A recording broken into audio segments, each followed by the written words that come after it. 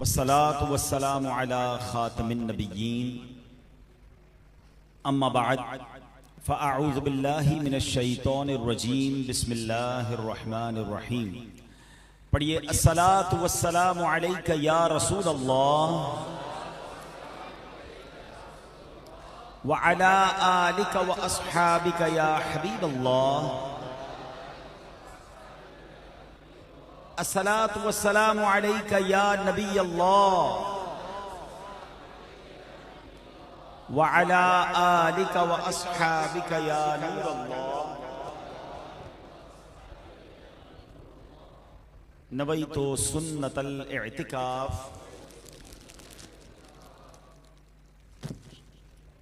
प्यारे प्यारे इस्लामी भाइयों, अल्हम्दुलिल्लाह अज़्ज़ व जल रब्बे करीम का जितना शुक्र अदा करें वो कम है कि उसने आज हमें अपने और अपने हबीब अलैहिस्सलातु वस्सलाम के ज़िक्र की इस महफिल में बैठने की सआदत बख्शी है।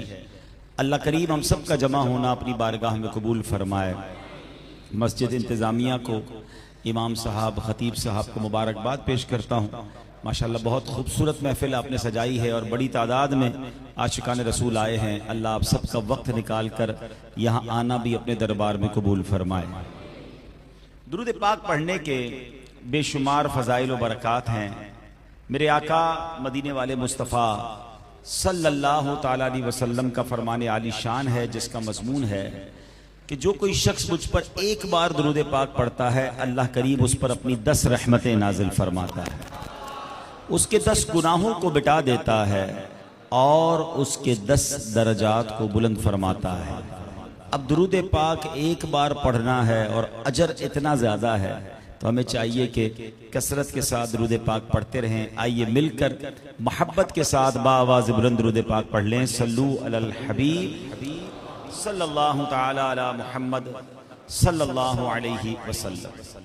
आज इंशाअल्लाह एक ऐसी मुबारक हस्ती का जिक्र करना है कि सच्ची बात यह है कि जब भी उनका जिक्र करते हैं तो एनर्जी मिलना शुरू हो जाती है, जोश बढ़ने लग जाता है, ऐसा लगता है कि हम भी बहादुर बन गए हैं, क्योंकि उनका नाम एक ऐसा, यूँ समझिए, एग्जाम्पल है शुजाअत के लिए।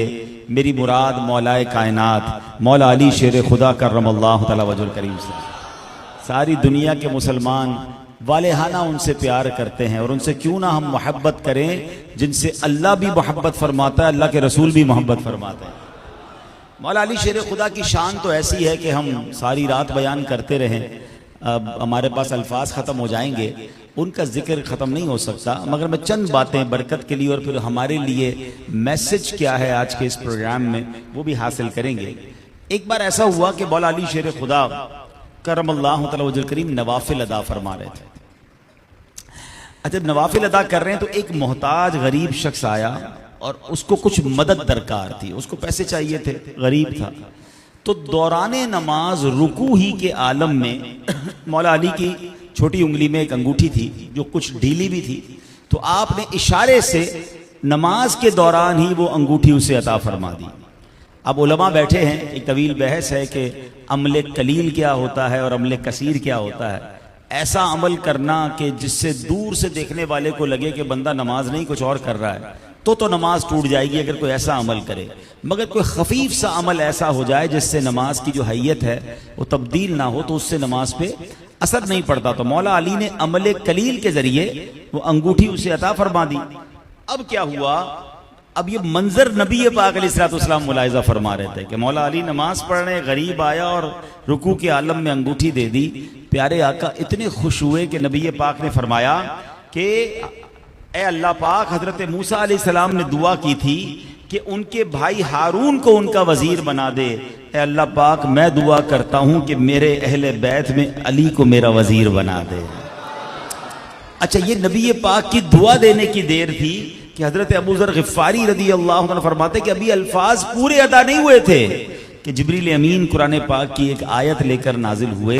और वो आयत क्या है, इन्नमा वलियुकुमुल्लाहु व रसूलुहु वल्लज़ीना आमनुल्लज़ीना युक़ीमूनस्सलाता व यु'तूनज़्ज़काता व हुम राकिऊन तर्जमाए कंजुल इरफान, तुम्हारे दोस्त सिर्फ अल्लाह और उसका रसूल और ईमान वाले हैं जो नमाज कायम करते हैं और ज़कात देते हैं और अल्लाह के हुजूर झुके हुए हैं।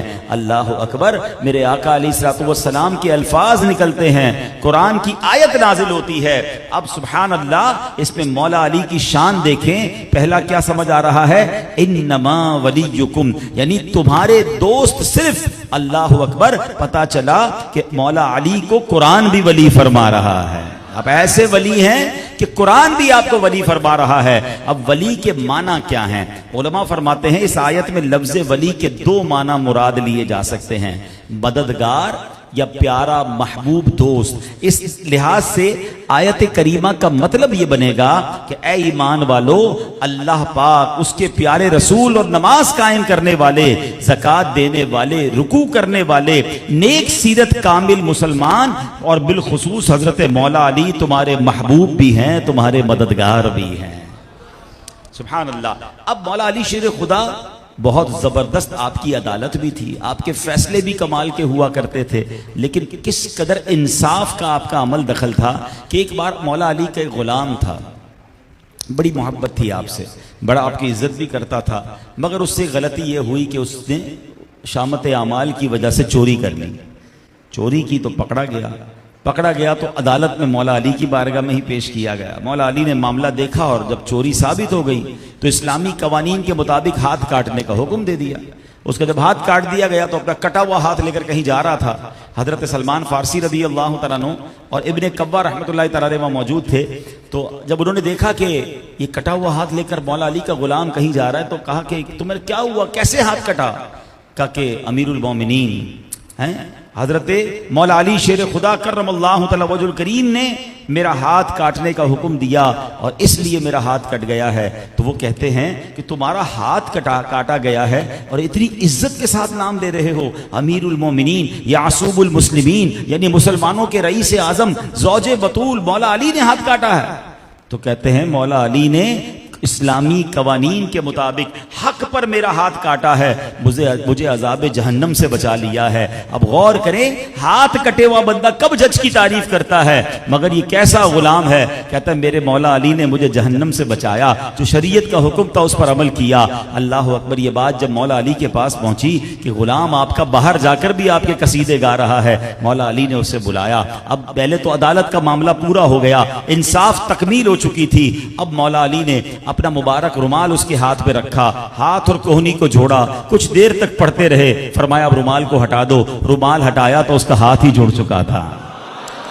तो साहिबे करामत भी हैं, साहिबे अदालत भी हैं, साहिबे सखावत भी हैं। मौला अली की शान ऐसी आला है। अल्लाह अकबर। मेरे प्यारे इस्लामी भाइयों, किस किस फजीलत की बात की जाए, मुस्लिम शरीफ की हदीस है, खुद मौला अली कर्रमल्लाहु तआला वजहुल करीम फरमाते हैं, मुझे उस जात की कसम जो दाने को फाड़ती है, यानी दाने से दरख्त निकालती है, उस जात की कसम जिसने रूह को पैदा किया, बेशक नबी पाक अलैहिस्सलातु वस्सलाम का मुझसे वादा है, अन्ना अल्लाह युहिब्बनी इल्ला मुमिनुन वला युबग़िदनी इल्ला मुनाफिकुन, यानी मुझसे मोहब्बत नहीं रखेगा मगर मोमिन और मुझसे बुग़्ज़ नहीं रखेगा मगर मुनाफिक। तो पता चला मेरे और आपके ईमान की जरूरत यह है कि मौला अली से हमें प्यार करना है। और सुभान अल्लाह, जब नबी पाक अलैहिस्सलाम हज्जतुल विदा से वापस आ रहे हैं तो गदीर खुम के मौके पर मेरे आका ने जो अजीम ऐलान फरमाया, सहाबाए किराम की जमात जमा थी और अल्लाह के हबीब अलैहिस्सलाम फरमाते हैं, अलस्तुम तअलमून अन्नी औला बिल मुमिनीन मिन अनफुसिहिम।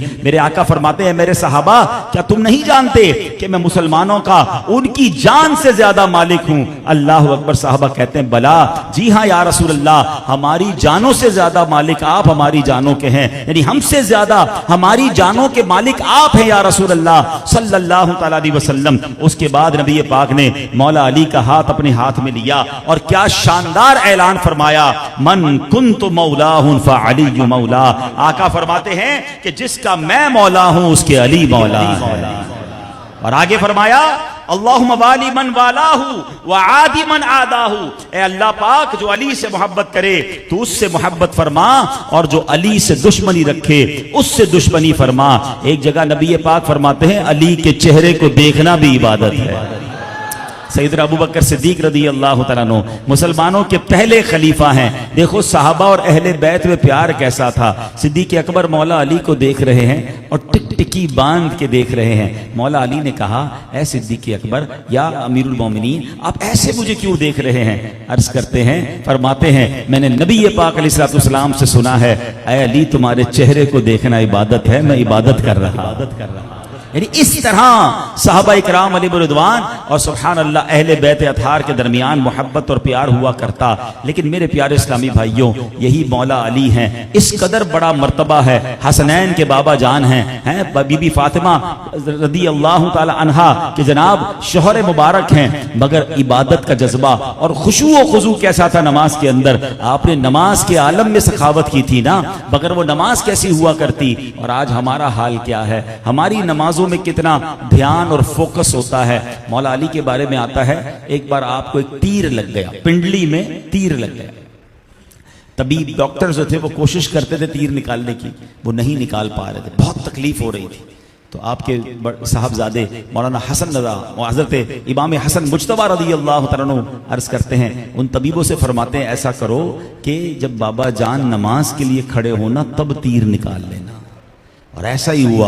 मौला अली जब नमाज के लिए खड़े हुए, डॉक्टर्स आए, तबीब आए, वो तीर निकाला। मौला अली को पता भी ना चला। जब आप नमाज से फारिग हुए तो आपसे कहा गया कि हुजूर वो तीर निकल गया है। आपने कहा, मुझे तो पता ही नहीं चला कि नमाज में कैसे निकल गया। इतना जबरदस्त अल्लाह की बारगाह में पेश होने का अंदाज है। और आज हम में से बहुत बड़ी तादाद कहती तो है मैं पंजतन का गुलाम हूँ, कईयों की तो नमाजें कज़ा हो जाती हैं, और अगर नमाज पढ़ते भी हैं तो ध्यान कहीं और है, फिक्रे कहीं और हैं। नहीं मेरे प्यारे इस्लामी भाइयों, नमाज पढ़ते वक्त ये ख्याल तो कीजिए, हाजिरी किसकी बारगाह में है, हम पेश किसकी बारगाह में हो रहे हैं। अगर आज हम में से किसी को कहा जाए कि जनाब सदर, वजीर आजम या फला वजीर या फला अफसर के पास जाना है और आपका जो फाइल है, आपका एक काम है, आपने वो साइन करवाना है, तो बताएं किस फोकस के साथ लोग वजीर या वजीर आजम या सदर के पास जाते हैं कि जनाब मेरा काम कर दीजिए, एक साइन कर दीजिए, मेरा मसला हल हो जाएगा। वहां जाकर कहीं और तवज्जो नहीं, सिर्फ उसी की तरफ तवज्जो है। अरे दुनिया वालों के पास जाते हैं तो इतनी तवज्जो और एहतिमाम के साथ, और खुदाए अहकमुल हाकिमीन के दरबार में जब हाजिरी देनी है, जो सारी मुश्किलों को हल करने वाला है, जो सारी परेशानियों को दूर करने वाला है, उस वक्त हमारा हाल क्या होता है कि ध्यान कहीं और होता है। हमारा हाल तो यह है कि अगर आज मैं सवाल कर लूं, बल्कि जवाब मुझे मत दीजिएगा, अपने आप से पूछिए, जिन्होंने आज इशा की नमाज यहां जमात से अदा की है, बताइए, अपने आप को जवाब दीजिए, इमाम साहब ने पहली रकत में क्या तिलावत किया था, दूसरी रकत में कौन सी सूरत तिलावत की थी। हो सकता है आप कहें हजरत अब तो 2-1.5 घंटा हो गया, चलें कल नमाज इशा या मगरिब या फजर पढ़ने के सलाम फेरने के बाद पूछ लीजिएगा अपने आप से, तो सलाम के बाद भी पता नहीं होता कि इमाम साहब ने क्या पढ़ा था। ये हमारा हाल है। बहुत सारे लोग तो कहते अब नजर आते हैं कि यार नमाज पढ़ता हूं तो भूली हुई चीजें याद आ जाती हैं, कोई मसला या कोई सामान रख के कहीं भूला होता हूं, जब नमाज शुरू करता हूं तब याद आता है। तो इसका मतलब यह कि नमाज में ध्यान कहीं और है, ये ख्याल नहीं है। बुजुर्गान दीन का हाल तो ऐसा होता था कि नमाज के लिए खड़े होते तो चेहरे का रंग बदल जाता।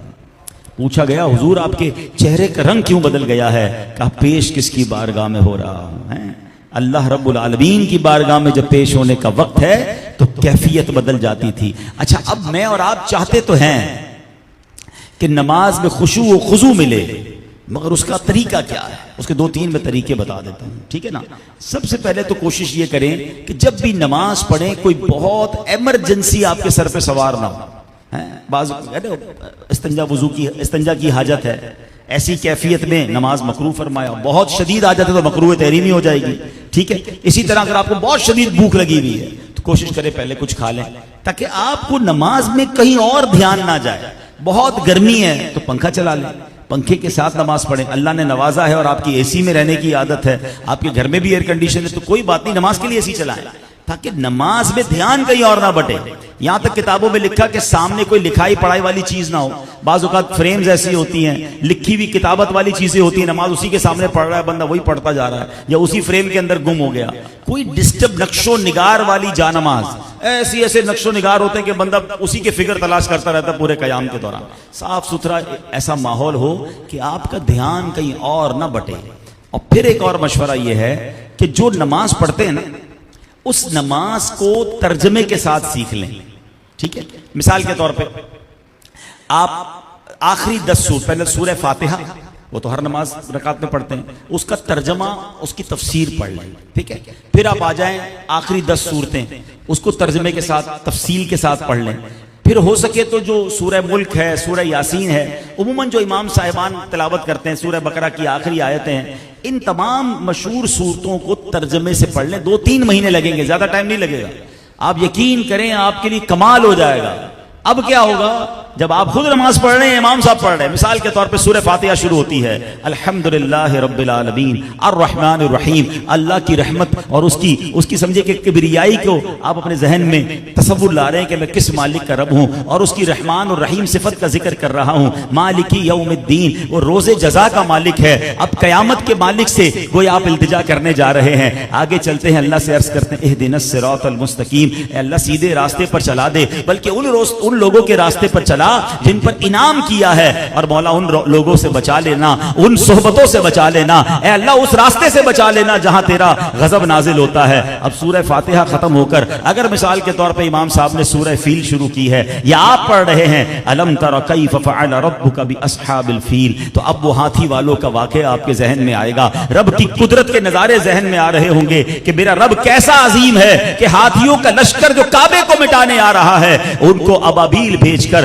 किस तरह कंकरियों के जरिए तबाह बर्बाद कर दिया। तो जब आप कुरान को समझ कर पढ़ रहे होंगे या सुन रहे होंगे, आप नमाज के अंदर होंगे, आपका ध्यान नहीं बटेगा, रुकू में जाएंगे, सुबहान रब्बियल अज़ीम, उस रब की शान बयान कर रहा हूं जो बड़ी अजमत वाला है। सुबहान रब्बियल आला, उस रब की शान बयान कर रहा हूं जिसकी शान बहुत आला है। अब आप नमाज के साथ जब इन्वॉल्व हैं, अत्तहियात पढ़ रहे हैं तो अत्तहियात का माना जहन में है, दुरूद इब्राहिमी पढ़ रहे हैं तो दुरूद इब्राहिम का माना जहन में है, तो इंशाअल्लाह नमाज के अंदर फोकस नसीब हो जाएगा, खुशू व खुजू नसीब होगा, और फिर उसकी बरकतें भी मिलना शुरू हो जाएंगी। मैं रब करीम से दुआ करता हूं कि अल्लाह करीम हमें खुशू व खुजू के साथ बल्कि समझकर नमाज अदा करने की तौफीक अता फरमाए। मौला अली कैसे सखी थे, मौला अली की बहादुरी के तो बड़े किस्से सुने हैं, फातिह खैबर भी हैं, दुश्मन आपके सामने आकर कांप जाया करता था, मगर आप अल्लाह की राह में खर्च करने को इतना पसंद करते थे।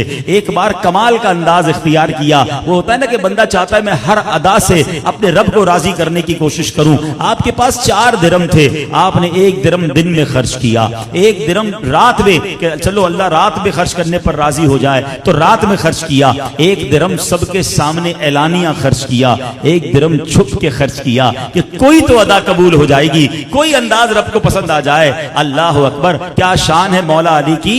अल्लाह को ये चारों अदाएं ऐसी पसंद आई कि उसका जिक्र कुरान में फरमा दिया। कुरान पाक में अल्लाह इरशाद फरमाता है अल्लज़ीना युनफिकून अम्वालहुम बिल्लैली वन्नहारी सिर्रन व अलानियतन फलहुम अज्रुहुम इंद रब्बिहिम वला खौफुन अलैहिम वला हुम यहज़नून। अल्लाह अकबर, रब ने फरमाया वो लोग जो रात में और दिन में पोशीदा और एलानिया अपना माल खैरात करते हैं, उनके लिए उनका अजर उनके रब के पास है, उन पर ना कोई खौफ होगा और ना वो गमगीन होंगे। अल्लाह अकबर, पता चला कि अल्लाह की राह में जब इखलास से खर्च किया जाए तो फिर रब ऐसा अजर अता फरमाता है, यहां माल भी मल्टीप्लाई हो जाता है, वो अजर अल्लाह के यहां बाकी भी रह जाता है। दुनिया में एक ही बदला मिलता है ना, मैं यहां कारोबार करता हूं तो इधर नफा मिलता है। अल्लाह की राह में खर्च करने का कमाल देखो, बंदा अल्लाह की राह में खर्च करे, मल्टीप्लाई होकर वो माल पहले तो दुनिया में मिल जाता है। अच्छा, दुनिया में मिल गया, बंदा कहे ठीक है 1 का 10 मिल गया, और क्या चाहिए? फरमाए नहीं, ये तो दुनिया का इनाम है, अल्लाह के पास इनाम बाकी है, और वो कितना अता फरमाएगा। रिवायतों का मजमून है, अल्लाह खुद फरमाता है कि ए इब्ने आदम, अपना माल मेरे पास जमा करा दे, न जलेगा न डूबेगा न कम होगा, मैं तुझे उस दिन दूंगा जिस दिन तुझे एक एक नेकी की जरूरत होगी, यानी कयामत के दिन उसका अजर मिलेगा। अहादीस में यह भी मजमून मिलता है कि बंदा खजूर का सदका करता है, अल्लाह उस सदके को पालता है, जैसे तुम अपने जानवर के बच्चों को पालते हो, बछड़े की मिसाल दी गई। अल्लाह अकबर, फरमाया जब बंदा कयामत के दिन जाकर अपने खजूर के सदके का अजर देखेगा तो वो ओहद पहाड़ जितना हो चुका होगा, यानी पहाड़ जितना अजर मिलेगा। खजूर के बदले खजूर नहीं मिलनी, वो इंक्रीज होता जाएगा। अल्लाह अकबर, दुनिया में भी अजर है, आखिरत में भी अजर है। तो ऐ मेरे प्यारे इस्लामी भाइयों, अल्लाह की राह में खर्च करते रहा करें, नेकी के कामों में हिस्सा मिलाते रहा करें। अच्छा, बाज़ औक़ात ये भी ख्याल आता है कि यार ये सखावत तो अमीरों का काम है, हम तो पहले ही गरीब हैं, नौकरी वाले लोग हैं, कर्जे में वैसे ही डूबे हुए हैं, हम जनाब अल्लाह की राह में कैसे खर्च करें। मैं बड़ी बारीक बात करने जा रहा हूं, अगर आप समझ जाए ना। और ये बात किबला मुफ्ती कासिम साहब ने तफसीर कुरान सिरातुल जिनान में लिखी है।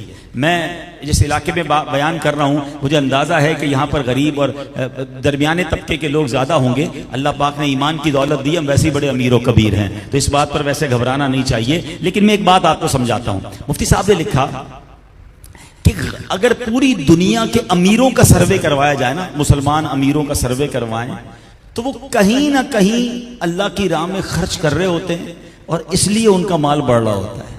और पूरी दुनिया के अगर गरीबों का सर्वे करवाया जाए तो अक्सर उनमें सदका खैरात नहीं कर रहे होते। वो यही समझ रहे होते हैं कि मैं तो पहले ही गरीब हूं, मैं कैसे सदका खैरात करूं।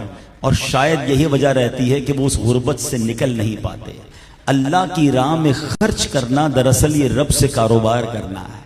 अगर आप अपनी मुश्किलों से निकलना चाहते हैं ना, ऐसा तो शरीयत ने कहीं भी नहीं कहा कि जनाब जब तक कोई लाख रुपए सदका नहीं करेगा उसको अजर नहीं मिलेगा या अल्लाह उस पर रहमत नहीं फरमाएगा। बल्कि खुद नबी पाक की एक हदीस सुनिए, मेरे आका फरमाते हैं, जिसका मजमून है कि किसी का एक उस किसी के लाख से बढ़ जाता है। साहबी रसूल ने कहा, हुजूर एक लाख से कैसे बढ़ जाएगा? फरमाया, एक आया उसके पास लाखों थे, उसने लाखों में से 1 लाख अल्लाह की राह में खर्च किया। एक आया उसके पास 2 ही दिरहम थे, उसने 2 में से 1 अल्लाह की राह में खर्च कर दिया। उसका 1 दिरहम उसके लाखों से बढ़ गया। बात आई समझ में? 2 में से 1 देने का मतलब 50% उसने अल्लाह की राह में खर्च किया।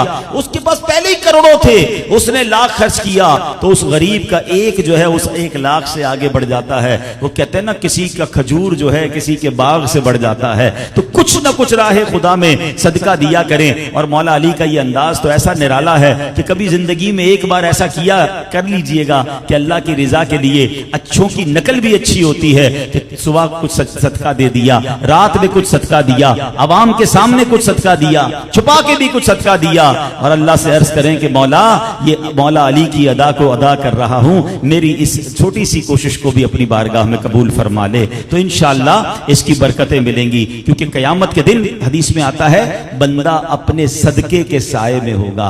आज गर्मी है, हम साया ढूंढते हैं, ये गर्मी कुछ भी नहीं है जो बरोज़े कयामत सूरज 1 मील पर होगा। हम कहां से गर्मी को बर्दाश्त करेंगे? तो सदका दिया होगा तो साया करेगा ना। तो कुछ ना कुछ अपनी हैसियत के मुताबिक किसी गरीब मुसलमान को किसी नेकी के काम में, अल्लाह की राह में कुछ ना कुछ खर्च करें, अल्लाह जरूर इसमें बरकत अता फरमाएगा। अब मैं अपने इस पूरे बयान का एक और मौजू आपसे डिस्कस करना चाहता हूं कि मौला अली की शान ऐसी है, पहले ही मालूम थी, आज मजीद सुनी तो ईमान ताजा हुआ। मगर मौला अली के दौर में एक बड़ा अजीब वाकया हुआ। उस जमाने में एक फिरका खड़ा हुआ जो कि था खारजी फिरका। उस फिरके ने मौला अली शेर खुदा पर माद अल्लाह कुफ्र का फतवा लगा दिया है। अब बताइए उस शख्सियत पर कि जिसके इल्म का आलम यह है कि नबी पाक फरमाए, मैं इल्म का शहर हूं और अली उसका दरवाजा है। जिसका दीदार करना, जिनकी जियारत करना इबादत, उन बदबख्तों ने मौला अली पर कुफ्र का फतवा लगाया। क्यों लगाया? ये थी आधी जहालत। और वो एक आयत को बेस बनाकर उन्होंने पूरी ये इमारत खड़ी की, गुमराही की। और आज के दौर में भी ये लानत हो गई है कि जनाब आधे जाहिल बहुत घूम रहे हैं। वो कहते हैं ना, अधूरा सच झूठ से ज्यादा खतरनाक होता है। हाँ, तो आज क्या हुआ है कि जनाब 1 आयत 2 आयतें पढ़ ली, 1-2 हदीसें पढ़ ली और उसी के तहत जनाब सारा मसला जो है वो खड़ा कर दिया। याद रखिए, कुरान पूरा पढ़ेंगे तो समझ आएगा कि शरीयत का हुक्म क्या है। चंद लोग सोशल मीडिया पे बैठकर कुछ आयतें पढ़कर जनाब कहते देखो ये दुरुस्त नहीं है, वो दुरुस्त नहीं है। बात मैं समझाता हूं, पहले ये वाकया सुनो।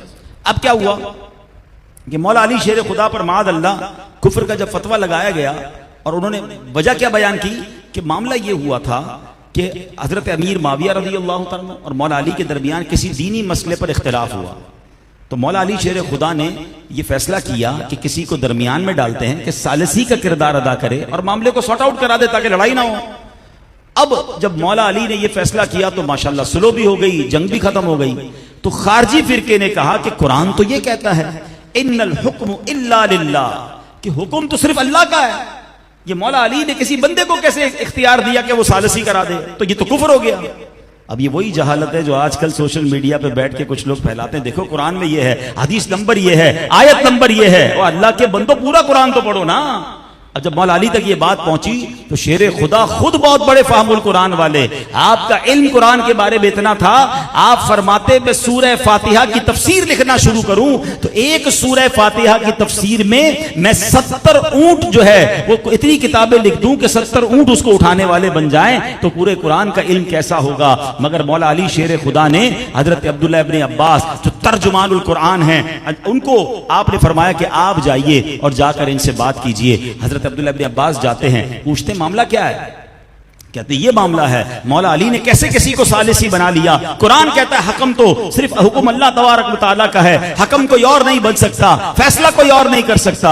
अल्लाह अकबर। अब हजरत अब्दुल्लाह इब्न अब्बास ने उन लोगों से फरमाया कि क्या आपने सूरह माइदा की आयत नंबर 95 को नहीं पढ़ा, उसमें क्या लिखा है? उसमें यह लिखा है कि अगर कोई एहराम में किसी जानवर को मार दे, कत्ल कर दे, अब उसको उतनी ही रकम सदका देनी पड़ जाएगी। और अगर उसे यह मालूम ना हो कि उस जमाने में खरगोश की या जानवर जिसको मारा है उसकी कीमत कितनी है, तो कुरान क्या कहता है कि दो बंदे मिलकर फैसला कर लें, उसका जनाब हुक्म बयान कर दें। सुभान अल्लाह, यहकुमु बिही ज़वा अदलिन मिनकुम, तुम में से दो मोतबर आदमी फैसला करें। अल्लाह अकबर। हजरत अब्दुल्लाह इब्न अब्बास कहते हैं कि हम दो बंदे मिलकर खरगोश की कीमत तय करें, कुरान ये कहता है, तो जानवर की कीमत ज्यादा है, वैल्यू ज्यादा है या इंसानों की वैल्यू ज्यादा है? वहां सहाबा किराम में जंग होने का खतरा था, मौला अली ने फरमाया सालिसी करके जंग खत्म की जाए। अल्लाह अकबर। तो बताओ फिर दोनों में से क्या ज्यादा अहम था? जब खरगोश की कीमत मालूम करने के लिए दो बंदे मिलकर फैसला कर सकते हैं, तो सहाबा किराम के दरमियान अगर कोई डिस्प्यूट है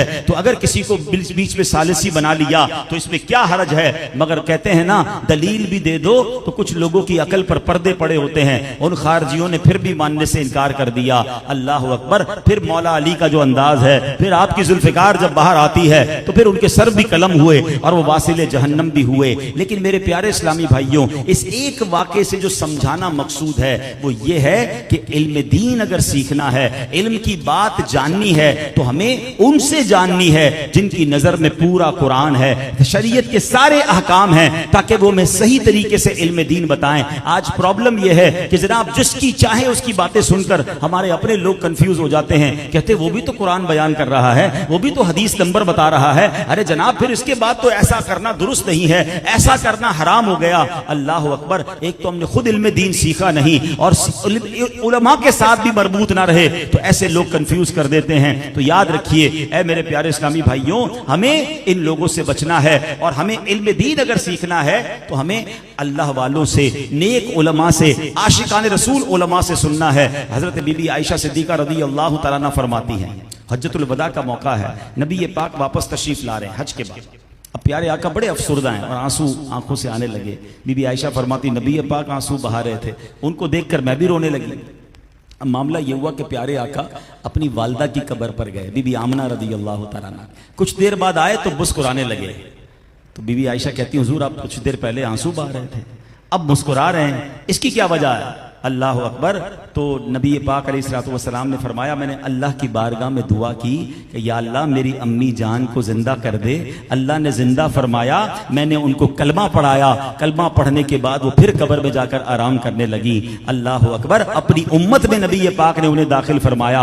अब जनाब सोशल मीडिया पे एक बंदा आकर कहता है, कुरान तो कहता है कि जनाब जिसका इंतकाल हो गया, जो दुनिया से चला गया, वो वापस नहीं आ सकता।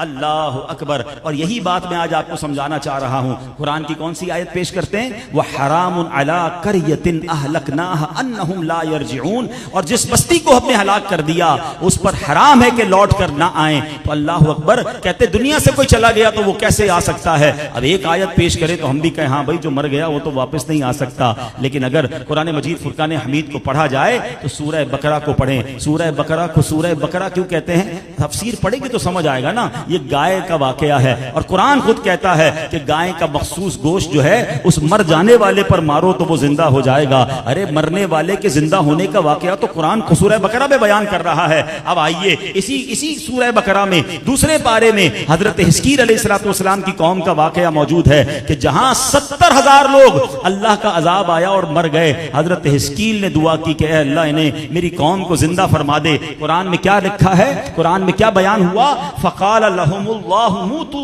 सुम्मा अहयाहुम, तो अल्लाह ने उनसे फरमाया मर जाओ और फिर उन्हें जिंदा फरमा दिया। अब जरा ईमान की हालत में इश्क रसूल के साथ जवाब दीजिएगा, हजरत हिस्कील दुआ करें तो 70,000 मुर्दे जिंदा हो जाएं, और हजरत हिस्कील के आका जनाब रसूलुल्लाह दुआ करें तो बीबी आमना क्यों ना कब्र से बाहर आ जाए।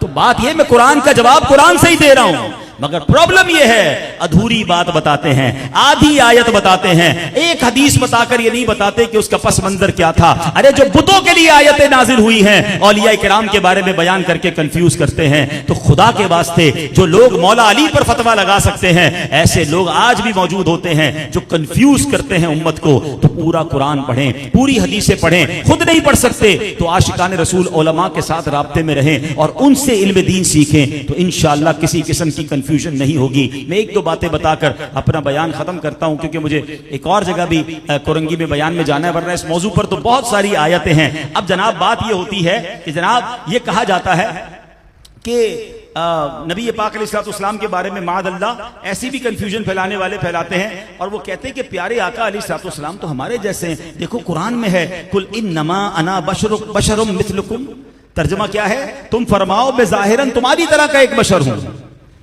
अब कहे देखो कुरान कहता है, नबी पाक खुद कह रहे हैं कि मैं तुम्हारी तरह का एक बशर हूं। अरे एक आयत पढ़ी, आगे कुछ ना पढ़ा, कुरान क्या कहता है, कद जाअकुम मिनल्लाहि नूर, बेशक तुम्हारे पास अल्लाह की तरफ से नूर आ गया है।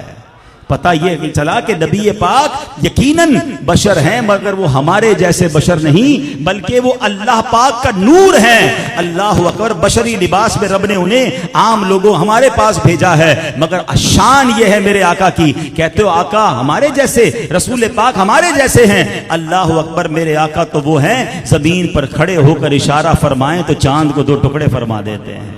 हमसे तो वक्त नहीं रुकता। मौला अली नबी पाक की बारगाह में आते हैं, हुजूर असर की नमाज चली गई है, आका हाथ उठाएं तो सूरज को वापस पलटा दें। आला हजरत कहते हैं ना, इशारे से चांद चीर दिया, छुपे हुए खुर को फेर दिया, गए हुए दिन को असर किया, ये ताबो तवा तुम्हारे लिए। तो ऐसी शान वाले आका हैं। बात यह है कि एक आयत बताकर जनाब कहते कि आप ये क्यों कहते हैं, लेकिन अगर पूरा कुरान पढ़ें तो समझ आएगा कि नबी पाक की शान तो कैसे कुरान में बयान हुई है। तो बहरहाल अल्लाह हमें आशिकान रसूल उलमा की सोहबतें नसीब फरमाए, सही मानों में इल्म दीन सीखने वाला बनाए। अब आखिर में एक बात कह दूं कि जब कुरान कहता है तुम्हारे पास नूर आ गया, आपको मालूम है कि अब इंशाअल्लाह इस बार जो रबीउल अव्वल आ रहा है वो इंशाअल्लाह अज़्ज़ व जल नबी पाक का 1500 साला जश्न विलादत है। तो इस बार जश्न विलादत बनाना है और धूमधाम से मनाना है इंशाअल्लाह। जब तलक ये चांद तारे झिलमिलाते जाएंगे, तब तलक जश्न विलादत हम मनाते जाएंगे। सरकार की आमद मरहबा, आका की आमद मरहबा, हुजूर की आमद मरहबा, पुरनूर की आमद मरहबा। किसी की 25 साल हो जाए तो कहें जनाब सिल्वर जुबली, 50 साल हो जाए तो गोल्डन जुबली, 75 साल हो जाए तो डायमंड जुबली। ओ अल्लाह के बंदों, ये जिंदगी में मौका मिल रहा है जो हमसे पहले वालों को भी नहीं मिला, बाद वालों को भी नहीं मिलेगा। हैं 1500 साल, अल्लाह करे ये रबीउल अव्वल तक हम खैर से जिंदा रहें तो इंशाअल्लाह 1500 साला जश्न विलादत मनाएंगे इंशाअल्लाह, और गज बज के बनाएंगे। सारी दुनिया में अल्हम्दुलिल्लाह दावत इस्लामी की तरफ से तैयारियां शुरू कर दी गई हैं, और आशिकान रसूल भी यकीनन कर रहे हैं, क्योंकि एक मेरा ही रहमत पे दावा नहीं, शाह की सारी उम्मत पे लाखों सलाम। आका तो सबके आका है ना, तो सब कोशिशें कर रहे हैं, मजीद कीजिए। अल्हम्दुलिल्लाह दावत इस्लामी के अमीर अहले सुन्नत, अमीर दावत इस्लामी की तरफ से इंशाअल्लाह दुनिया भर के सरबराहान मुमलिकत जो हैं, जो मुसलमान ममालिक के सरबराहान हैं, उनको लेटर लिखा जा रहा है कि इंशाअल्लाह आप भी अपने ममालिक में नबी पाक का इस बार जो जश्न विलादत है 1500 साल शायान शान तरीके से बनाएं। पाकिस्तान के हुक्मरानों को भी हम अल्हम्दुलिल्लाह मुलाकात करके भी और मकतूबात के जरिए भी उन तक ये बात पहुंचा रहे हैं। और आप भी जिस इदारे में हैं, जिस मोहल्ले में हैं, इंशाअल्लाह इस बार फकीदुल मिसाल इंशाअल्लाह जश्न विलादत बनाएंगे। और हाँ, कुछ लोग फिर आएंगे इसमें आपको कंफ्यूज करने, तो जिनको प्रॉब्लम है उनको प्रॉब्लम होती रहे। और प्रॉब्लम पता है किसको है? मुफ्ती अहमद यार खान नईमी साहब से पूछें, वो कहते हैं निसार तेरी चहल पहल पर हजारों ईदें रबीउल अव्वल, निसार तेरी चहल पहल पर हजार ईदें रबीउल अव्वल, सिवाए इब्लीस के जहां में सभी तो खुशियाँ मना रहे हैं। सब खुशियां मनाएंगे। हाँ, खुशी मनाते वक्त इंशाअल्लाह शरीयत के अहकाम को मलूज रखेंगे। किसी को तकलीफ नहीं होनी चाहिए, चोरी की लाइट नहीं होनी चाहिए, वो सब ख्याल तो करेंगे। हाँ, लेकिन इस बार एक और अंदाज भी होना, 1500 साल है ना, कुछ स्पेशल भी तो होना चाहिए। तो घर भी सजाएंगे, मोहल्ले भी सजाएंगे।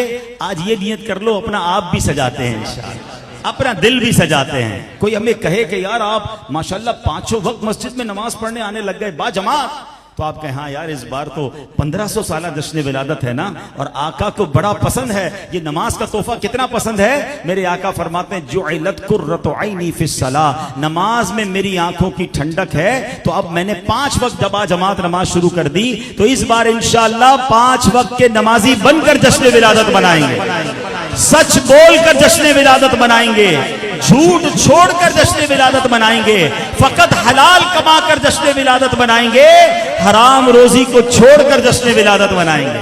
फिर देखो नबी पाक भी कैसे राजी होते हैं। हम तो अपनी औकात के मुताबिक तोहफा देंगे ना। याद रखो, गरीब जो होता है ना, मिस्कीन, वो अमीर और बादशाह को अपनी हैसियत से तोहफा देता है, मगर जब बादशाह देते हैं ना, वो अपनी हैसियत के मुताबिक तोहफा देते हैं। और मेरे आका तो बादशाहों के भी बादशाह है ना। आका की सखावत कैसी है? आला हजरत से पूछो, कहते मेरे करीब से गर खतरा किसी ने मांगा, मेरे करीम से गर खतरा किसी ने मांगा। अब कतरा मांगा है तो मिलता क्या है? दरिया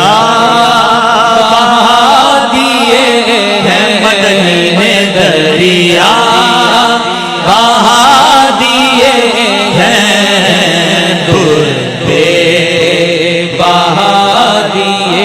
इंशाअल्लाह नबी पाक को तोहफा भी पेश करेंगे और आका के दरबार से खूब खैरात भी लेंगे इंशाअल्लाह। अल्लाह हम सब की हाजिरी को कबूल फरमाए।